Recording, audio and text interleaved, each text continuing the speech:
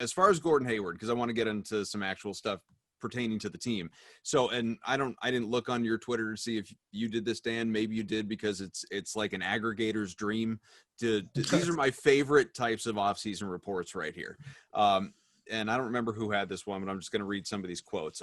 It originated, though, from Bobby Marks, who, as we know, front office insider for ESPN, Zach Lowe, one of his colleagues. They were on the Lowe podcast. And what Marks said was, I think what Gordon Hayward's agent is doing right now is canvassing the league. He's doing the Al Horford plan. Lowe adds, we don't know that there's a Gordon Hayward chase. We don't know that any of this is happening. I'm just saying there's a little bit of buzz. Something is mildly afoot here. And so you have all those headlines of, report. Gordon Hayward is thinking of the Al Horford approach. It may as well say report. There's no new news. Gordon Hayward is just keeping his options open as to whether to return to the Celtics and opt in, or go get a better deal elsewhere like Al Horford did, if that's on the table. Or, of course, he could just opt out, return, lower AAV, longer term, lock up some money. Doesn't matter how he plays this year, because he'll be set bank for the next few years. And what everyone seems to think you can do is just trade Gordon Hayward, which is not an option whatsoever until at least he opts in.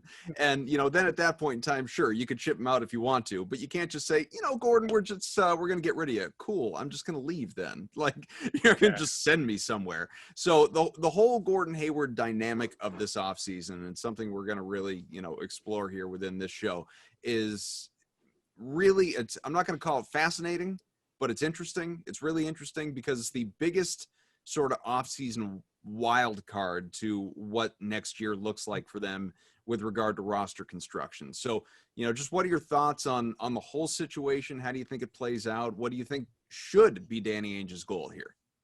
Yeah, I think, actually, I know. I spend way too much of my day trying to convince people that Gordon Hayward is actually good at basketball and should actually be on this team and actually makes them better. The stuff with Zach Lowe just makes me so mad, because, he's like, oh, there's nothing going on, but there may be. And it's just like, it's one thing if there's just a random blogger like me says it, where like he's like a somebody. So really there's no information, but he's trying to make it. Maybe there is, maybe there isn't. I just look at it like this. There's really only two scenarios in where you have to trade Gordon Hayward. The first is if he goes up to Ainge and he says, you know what? Like, I just need a fresh start. I'm going to opt out. I don't want to come back, at least get something for me. Okay, fine. In that instance, you have to trade him, because you can't just lose him for nothing. The second is if he opts in to his contract for $30+ million, and then you get to the trade deadline and they find out that he's not going to sign an extension, you have to trade him at the deadline. It's just like with Anthony Davis. It's just like anybody that's on an expiring deal that you're not going to be able to retain. You have to flip it. Like Kyrie. Like Kyrie Irving should have been. That worked out. The goal for Ainge is obviously opt out, do not have an Al Horford situation, and sign a more team-friendly deal. I think that is sort of the best scenario for everybody involved, because, you look at the teams with cap space, it's the Knicks, it's Atlanta, it's not teams that, if I'm Gordon Hayward, A, they may not even be interested, but B, it's like, you're going backwards if you're, want to contend and be on, these winning teams. And for the Celtics, they're over the cap anyways. So it's not like if Gordon Hayward leaves or they trade him, they have $30 million to play with. So it's beneficial for them to retain someone of his skill set and of his production, someone that I think last year we saw accept his role as that fourth option playmaker, doesn't necessarily demand the ball and demand shots, that might limit the growth of your younger players. And before he broke his hand, he was one of the best players on the team. So I think, my optimistic side says he'll opt out and re-sign for a team-friendly deal. My gut tells me he's just going to opt in for that $31 million, and we'll have to just see how the season goes and how he looks. Because if he doesn't look great, maybe he's going to be more willing to sign an extension if Ainge is interested. But if he looks great and he wants to hit the off season next summer, where there's going to be a ton of teams that are saving up cap space for someone like Giannis, who might strike out and have all this money to play, he becomes much more of a flight risk. Let's say Miami doesn't get Giannis, and he was on Gordon. They were in on Gordon Hayward the last time around.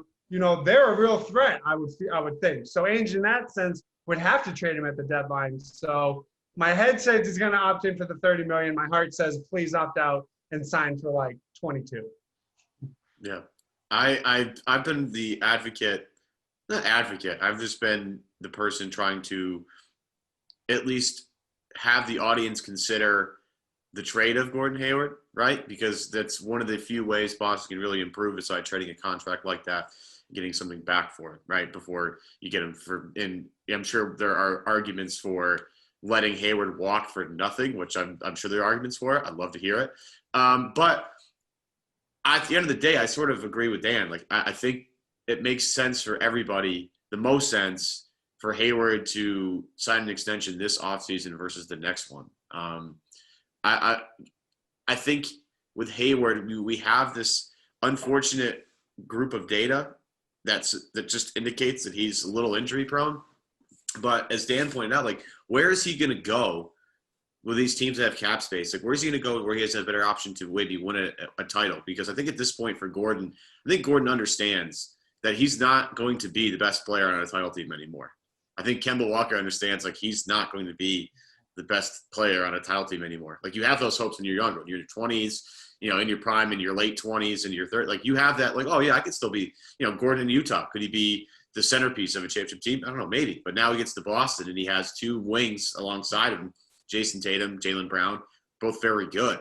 Could you say, all right, I'll be happy making $25 million a year as the fourth piece of a really good contending team? I think a lot of people, when you get to a certain spot, say, yeah, I think that's reasonable enough for me to handle. Like, are you going to go to Atlanta?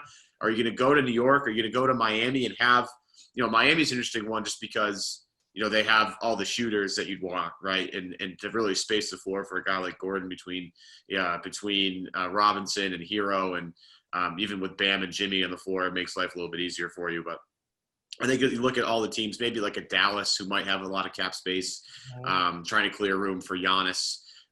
There's going to be a couple other teams involved as well, but like at the end of the day, does it make sense for Gordon to leave Boston, a place where he's comfortable with? He knows the coach. The only one that makes me worry is Indiana, because there's the attraction of going home, and we all know that Indiana loves Indiana. So, but for that to I don't know if they even have unless he would take a discount to go to Indiana. Right. I don't know if they even have the flexibility to sign him outright. I think it depends on, if they're going to move on from Oladipo and sort of what contracts, if they take back expiring deals, if it were to happen next offseason. I just look at how the Celtics are constructed. And if you're worried about Kemba Walker's knee, they don't really have a backup point guard on the roster outside of Marcus Smart, with Brad Wanamaker's, pending free agency.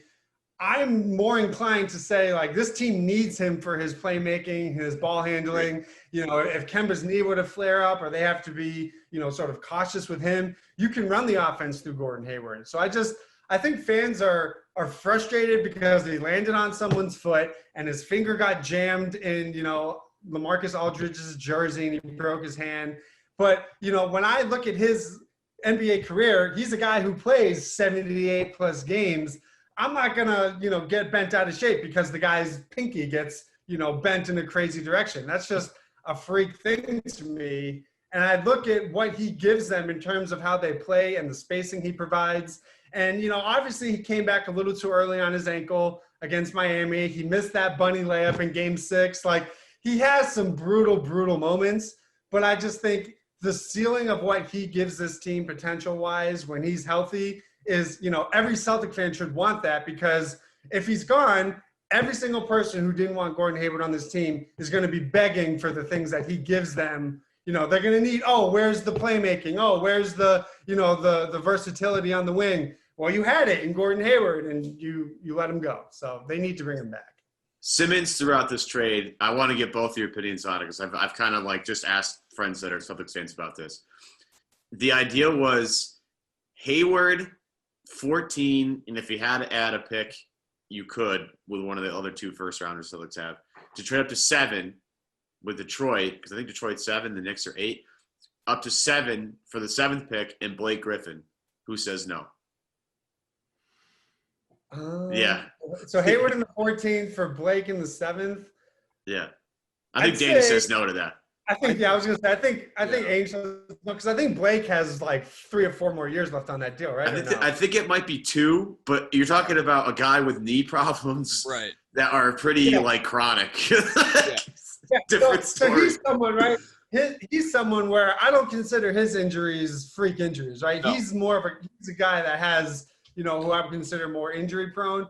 But I guess it would depend on who's there at 7, right? Like, is it Killian Hayes? Is it, the center from USC? So I think that might have to play into it. But I think Ainge probably says no without knowing any of that info.